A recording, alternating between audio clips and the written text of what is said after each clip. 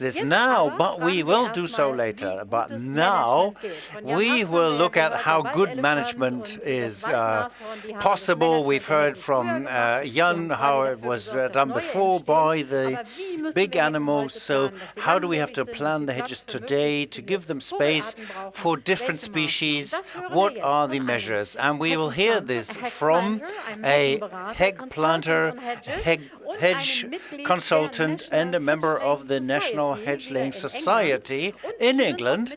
And you are a member of Hedgelink as well, the English counterpart of BaumLand, and jemand, der sich auskennt. Nigel Adams, wie toll, dass Sie da sind.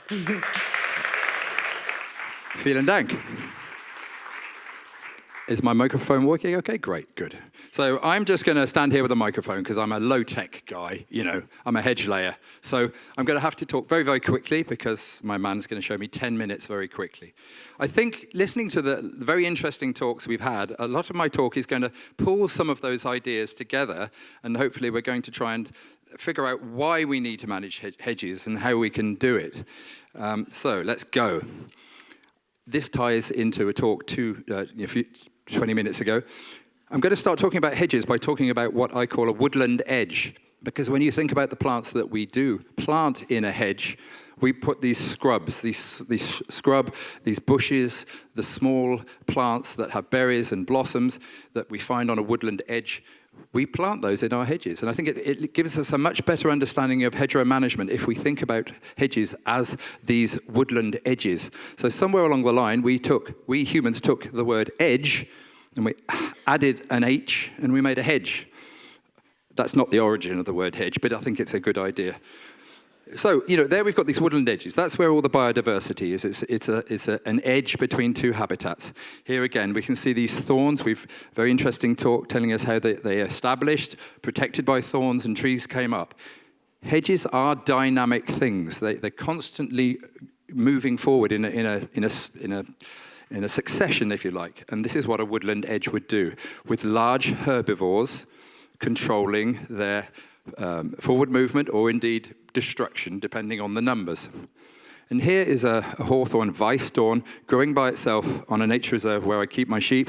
And you can see that they have eaten this bush to the A shape. And interesting, when we cut our hedges, it's a good idea to think of that A shape. But it's large herbivores that have made that happen, and the top of the tree is getting away. Here we see a Weißdorn, which has become mature. It doesn't need that protection anymore.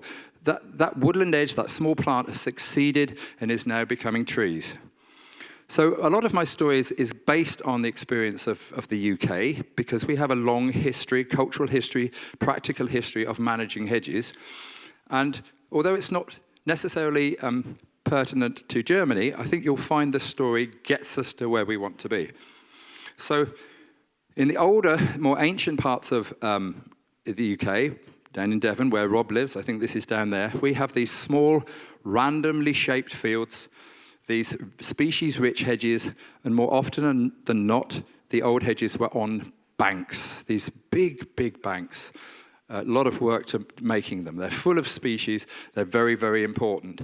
They were there to keep animals in or out of fields, but just to make sure that the animals couldn't get up and over the bank, the growth on top, whether that was planted or arrived naturally. In England, we have a long, long history of hedge laying. And this is the style of hedge laying down in the southwest on top of a bank, and it just makes it virtually impossible for any animals, especially sheep in Great Britain, to get up that bank and over the top. I'm going to come back and talk about hedge laying in a minute. But this is how, you know, humans first started to make these living fences to control their livestock. And the building work that went into building those banks is absolutely enormous. It doesn't happen really anymore. But when I look at the history of these of hedges and hedgerow banks, all that front of that bank has been made up of like bricks of soil. Literally, that has been built up. He's now throwing the last bits on top, and then that hedge will be laid on top. Huge amount of human interaction with building that hedge. And of course, those banks would be full of the flowers. This continued through time. This is in the 1940s in Wales. This is a hedge laying competition, believe it or not. In England, we have competitions for everything.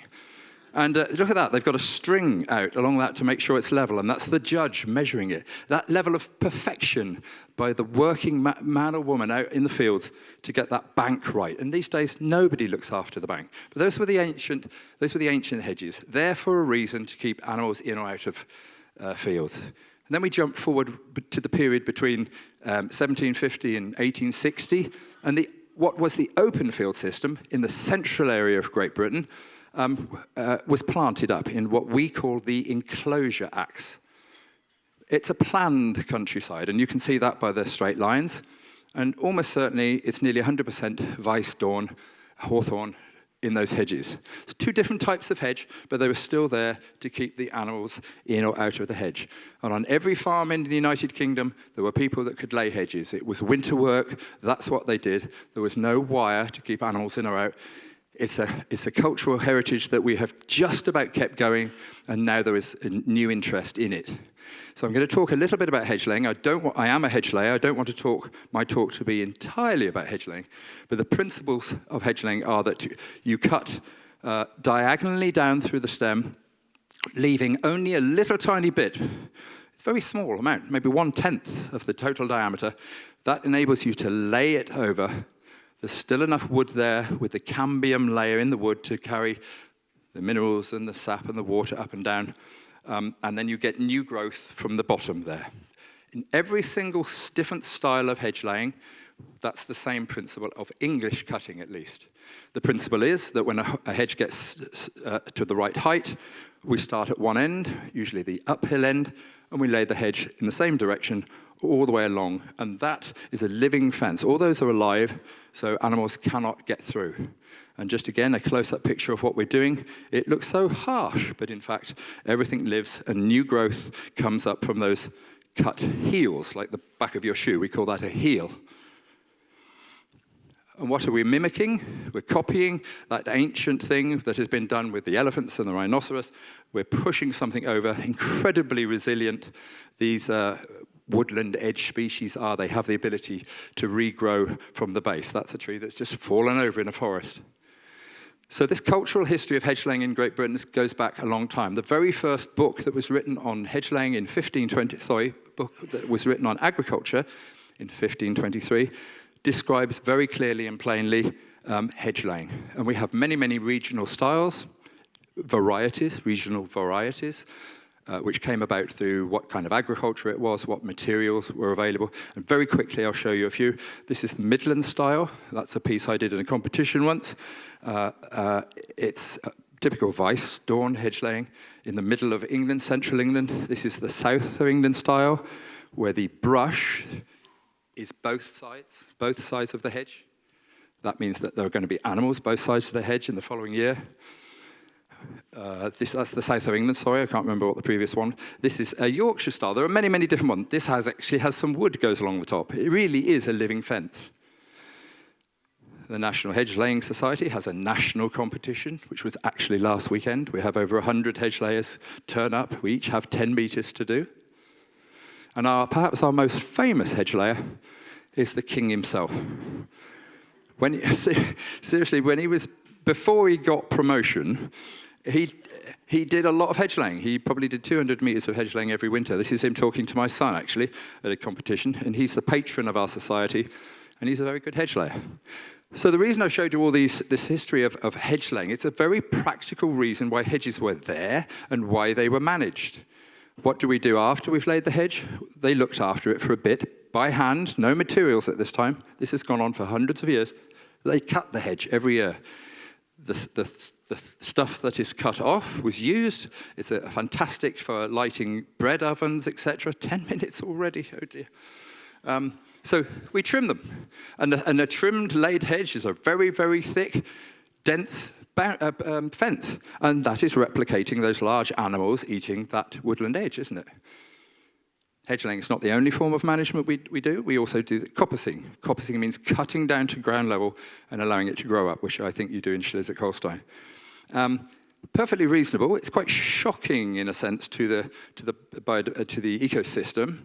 And with modern machinery, it becomes more so. And I'm always a little bit worried when commercial interests start to do this, because they just want straight wood growth, very vertical, perhaps not too considerate to the dense, scrubby hedge that I like. Coppicing also allows us to plant up the gaps that may have appeared. I'm going to go really fast now. So this is a time for rejuvenation. I believe that we should allow hedgerows to move through a life cycle. We're controlling the hedge growth, but not altogether stopping it. You can't stop a hedge. If you start to hold a hedge in the same position, it goes downhill in condition. So here, at about 1.5 meters, you can see a shadow where that hedge was cut mechanically for a long, long time. Then it was allowed to grow up, and you can lay it, or you can cut it down for wood fuel. In about the 1940s or so, they started to invent machines, some really odd-looking things which we probably wouldn't use these days. But this took away the skill of hedge laying. It took away the idea that every farm worker did hedge laying, and you know, we've invented a machine. We can relax now. And we end up with we call it a flail machine, mechanical thing. And most of the hedges, really, a lot of the hedges in Britain are cut every single year with this expensive job. And I know in Germany you have your own technique. Just making sure you're all awake. Okay, so there's nothing inherently wrong with using a machine, but it has to be done with some thought and consideration. This is a nicely trimmed hedge, really. It has some flowers in it, which means that it's not being trimmed incredibly tightly, because for flowers to appear, you have to have some 2-year-old wood where the flowers can form. If you cut really hard, you're not going to get anything. And this became the habit. Since the 1950s, when a lot of hedges were laid, we have cut at exactly the same height, really hard every year, in the name of tidiness, I suppose. And this is what's happened. This hedge is getting very old. It's been stopped in its development. At the top there, it's just hard. There's no berries or flowers on that. It's going downhill. Here's some really quick pictures. There's ones in the Lake District. That's a I think you call it an ahorn, isn't it? Ahorn, the species sycamore. You know, it's just dreadful. We see a lot of these. It makes me want to cry, really. And what's going on there? Well, if we imagine planting a hedge and we put one of these wire cages over it, right? In the first 10 years or so, that cage will be like full of green. It will look good. But if you go back to that cage, every time something comes out, you cut it off. In 30, 40, 50 years' time, everything starts to get contorted, twisted, and very soon that hedge will go downhill in condition. And at the knuckle, that's the knuckle, we get this strange, twisted reaction, which is to stress. It's too much cutting. We've forgotten about how to read a hedge and know what's best for it. If you relax the hedge cutting and just come out a little tiny bit, just not hard, but just come out a bit, we use the word incremental, then you start to get blossom forming. So for the insects coming out in the spring, that's fantastic. And then, of course, you would get berries. And if you don't believe that, you can see on this hedge, where the hedge cutter has come along the road, he can't cut the end bit, so there's lots and lots of flowers. So we need to relax. Just like this hedge is actually being cut by cows. The cows are eating that. And it's a soft form of cutting, isn't it? You know, yes, the top's getting a bit high now, but that's natural cutting. So I haven't got so much time now, but we've done lots of research in Britain on cutting, and we like to use this word. If we are cutting, let's not say that's the height, that's 1 year's growth. Let's not smash down to that height for 50, 60 years. There's the growth. Let's cut down to maybe 8 centimeters. And then next time, just cut down a bit higher. And the hedge relaxes, and you can see the difference. The hedge, it's like it's being eaten gently by those animals. We're replicating that. So we get all the berries for the overwintering birds.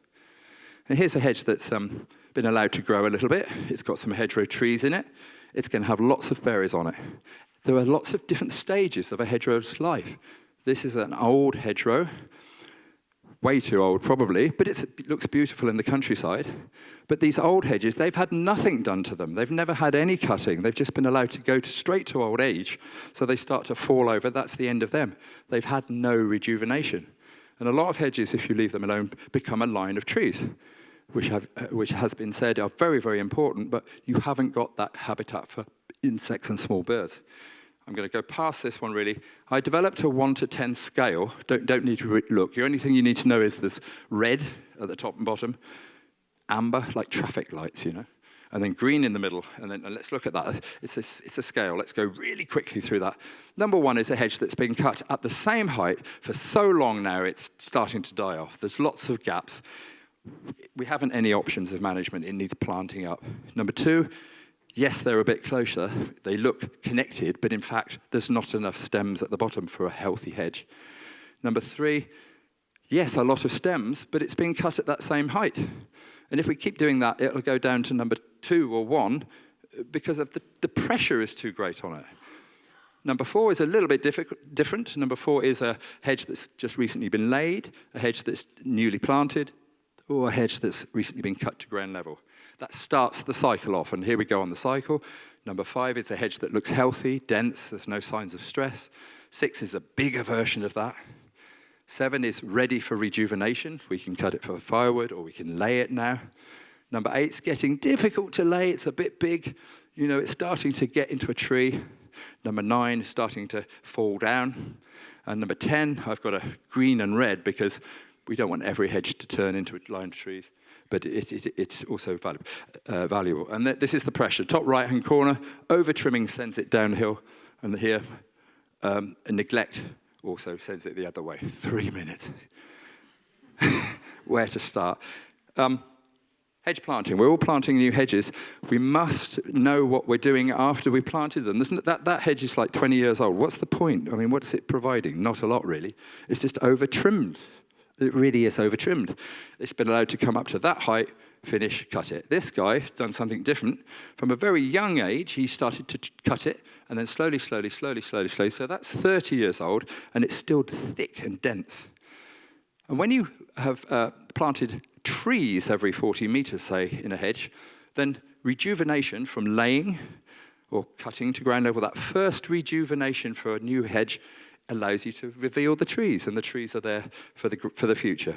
But trees do not have to be big oak trees. They can just be, that's a hazel there, and Weissdorn, just something that provides a song post. I've got only 3 left, I promise. Something that provides a song post, very, very important. So I do lots of surveys of hedges. This was on a big farm, about 2,000 hectare farm, and all the hedges were absolutely terrible, except for this one. And when I walked along here, there was the buzzing of the insects, there was birds coming in and out. It was a hedge that had been allowed to breathe. And when I said to the landowner, oh, that's a great hedge, it's the only one, he said, oh, we think that's terrible, we were going to cut it down. But that's in 2,000 hectares, that's the only biodiverse hedge because they've relaxed the management on it. And this is the landscape I hate, this kind of old, dying sort of hedges. They're just being cut and cut and cut. It's just a dull, boring, sad. And then we get these zombie hedges, right? That's what I call them, you know. It's just like, kill the things. Why don't we just keep cutting them? Oh, and it's disappeared. We have to let the hedge go through its life cycle. Good timing. Go through its life cycle, relax, and then rejuvenate. It's the golden rule with hedges, you can't hold them in the same place. You need to rejuvenate them. Here's a hedge. Let's not be so tidy and neat. Let a hedge do that. And the future, not all landscapes will look like that, but really we need hedgerows to break up our industrialized farming landscape, and we need hedgerows to pass on to future generations. Thank you very much.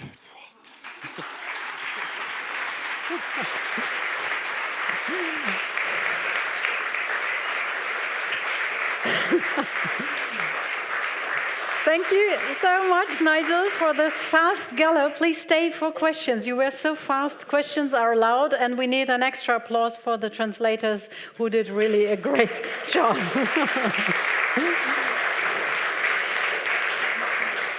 Julia steht bereit, Fragen auf Deutsch, auf Englisch. Julia is ready to take the questions. Thank you for this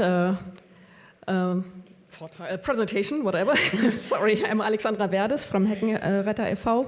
And you've shown us this one picture with a hedge where you said, this is time now to juvenile it. And to coppice it because of versteht mich gar nicht. Es war eine Frage noch nicht angekommen, glaube ich, aber wir machen es mal mit Übersetzung. We'll try with the translation. So I'll do it in German.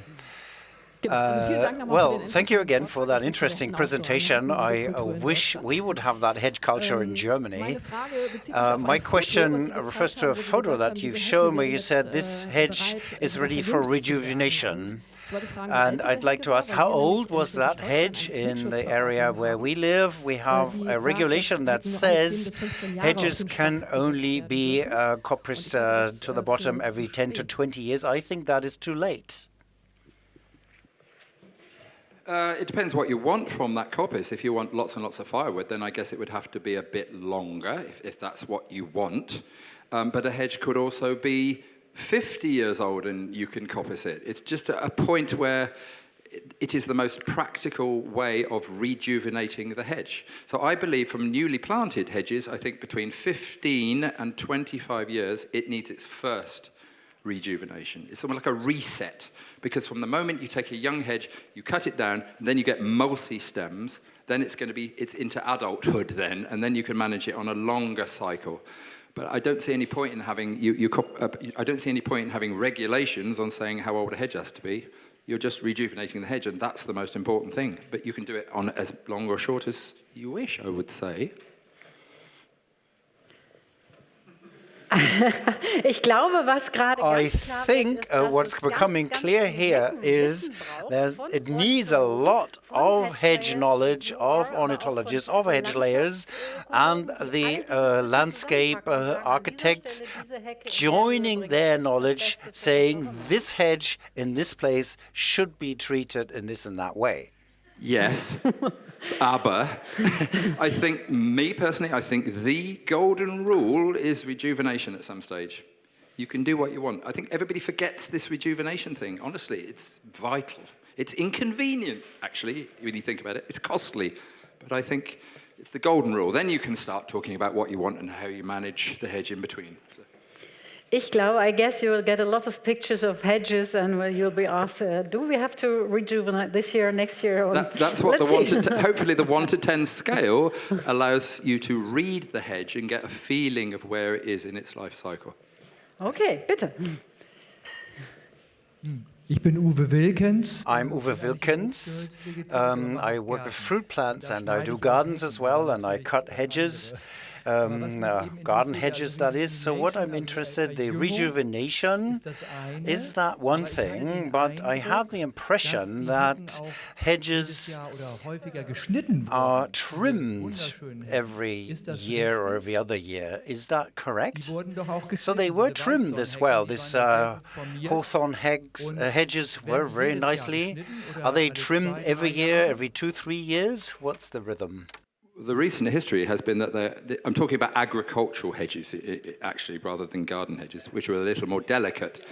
But the recent history shows that they've been cut every year. And in fact, our group Hedgelink did research and influenced government policy. So farmers are now paid so much per 100 meters to not trim every year, to trim every 2 or every 3 years. That's to get blossom and berries. So it's an incentive to not trim every year. My incremental trimming answers the question of farmers saying, oh, but I want everything to be neat, I want to cut. Well, okay, that's their prerogative because it's their land. But if you incrementally increase, you can still get some blossom, you can still get, and slowly you're allowing the hedge, you can literally see a hedges, if they've been over-trimmed for a long time, and you start incrementally trimming, it's like they go, oh, it's like, oh, thank God for that. And so, yeah.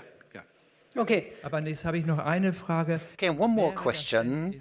In Schleswig-Holstein, would it be possible to do this kind of thing? Trimmed hedges wouldn't be possible here, are they? I think for that we need BaumLand to bring this together and discuss this. What is your proposal on a law in Schleswig-Holstein, the country in the north of Germany, saying only 15 years? to rejuvenate and don't touch the hedge in between, and the idea of touching it more often, like cutting it all 2 years or 3 I years. guess our tradition is different from your own in some ways. We've come through this many hedges laid, then you cut them, and then you allow them to go up, and then you lay it again. So we're used to this trimming regime. I can see that it would be a shock to have it in Germany. If I understand the law says you cannot coppice hedges before 15 years old. Is that right? Is that what we're saying? Or before 10? 10, only 10 years old. Why would you want to coppice a hedge before 10 years? I don't. Take the mit Mikrofon, sonst können es die Online-Zuhörenden nicht hören. Oh, sorry, I thought the hedge that you've shown in your presentation was younger than 10 years. No, that was the regrowth from a hedge that had been coppiced. After rejuvenation. Yes. Okay. Well, our job as managers is to get the longest period between rejuvenations. And that's human management, right? And we need to do it to control them. We don't want hedges big quickly, to control them, but not altogether stop. So we're gently allowing them to develop. Ich glaube, da kommt langsam so eine Idee, wie wir das machen könnten. Wir haben uns jetzt so gehetzt und jetzt haben wir noch 5 Get an idea. We've raced through everything. We have 5 minutes left for questions. Are there online questions? Alle versorgt? No, apparently not. Anybody in the room, in the audience, in the back somewhere? And It's after in that's English, you. okay? Yeah. My name is Gustavo. I'm farmer. I used to do this. I started with the hedges in an organic banana farm in Ecuador. And I remember that we did just 10-meter wide edges, and we lived in there like for years. And I was opposing everybody that people were telling me brush them, cut the trees a little bit. And I think I made the mistake of saying I will not cut it because the trees are beautiful, the plants are beautiful, and the whole and everything was falling apart because a lot of banana plants were not giving fruits. And then I brought a permaculture guy that is like years in permaculture, very nice guy, and he say, prune the trees, what's the problem? And I was like, okay. So it's like, it's good to hear from other people, that just relax and listen to the nature and to the earth and to your plants and to your pocket. Thank you. Vielen Dank. Just don't forget that idea that we're replicating those large herbivores, which we heard of earlier on. That's what we're doing. Herr mit den Rindern und den großen Mega-Herbivoren, bitte.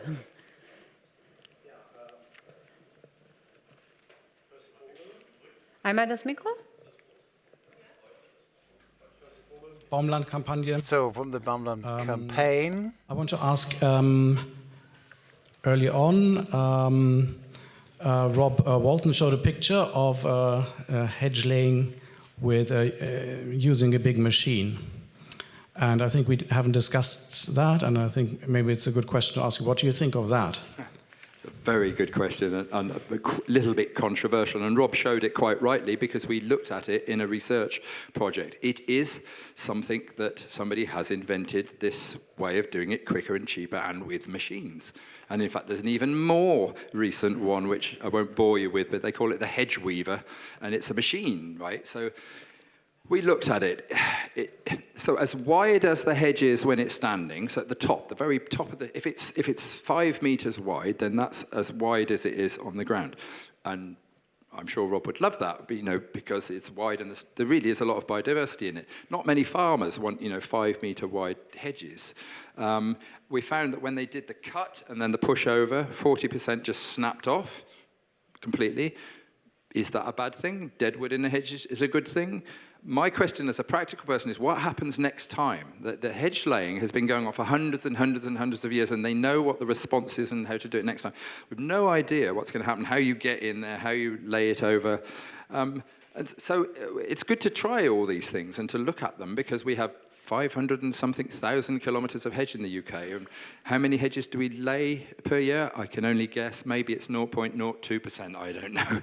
So we do need more and more rejuvenation. So I always struggle a little bit and think, is machinery always the answer to something which more hedge layers? That's what I say. But it's a good question. It's worth looking at these things. Wie gut, dass es BaumLand gibt, dass wir more hedge layers auch in Deutschland. Very good that we have BaumLand, and hedge layers will be trained. We'll all be ambassadors of hedge laying. So we have to look at what happens, which machine does what to which kind of hedge, and we need the exchange. So I think this takes us to a short break, because at the bottom of the hour we'll continue with Europe Calling, and I will take you through that session. If you don't know it, it's a digital format with lots of politicians and experts discussing on environmental and energy topics, and for the first time on hedges. It's a Hedge Europe Calling event. The team of Maximilian Fries, and he's one of the founders. They reach out to so many people. It's a wonderful opportunity to take Europe Calling, to talk about hedges today, leaving this group of hedge enthusiasts. It's so exciting. It's like the Eurovision Song Contest. It's fantastic. Den machen wir heute Abend zum Abendessen, ja? Do you sing? Do you sing? No. Wouldn't you try, maybe? Okay, he'll try. You'll hear him sing. Okay, aber erstmal einen... Online-Teilnehmer müssen den Link wechseln. Okay, das sagen wir auch noch. Also, danke. We do have a present. We have a jar of elderberry, not the flower, jelly for you. Elderberry was traditionally planted very close to houses. I don't know if it's the same in the UK, because it was considered a sacred plant and giving protection to the house. And it's also opening it directly. And was also considered to be a harvesting indicator, like a long elderberry flower was believed, or is believed maybe, to indicate a long harvesting period in agriculture. Yeah. Thank you. I'm just making another joke. It's ironic because I don't like elderberry in hedges because it ruins the hedge. But thank you very much. I hope you like it as a fruit, though. Vielen Dank. Vielen Dank.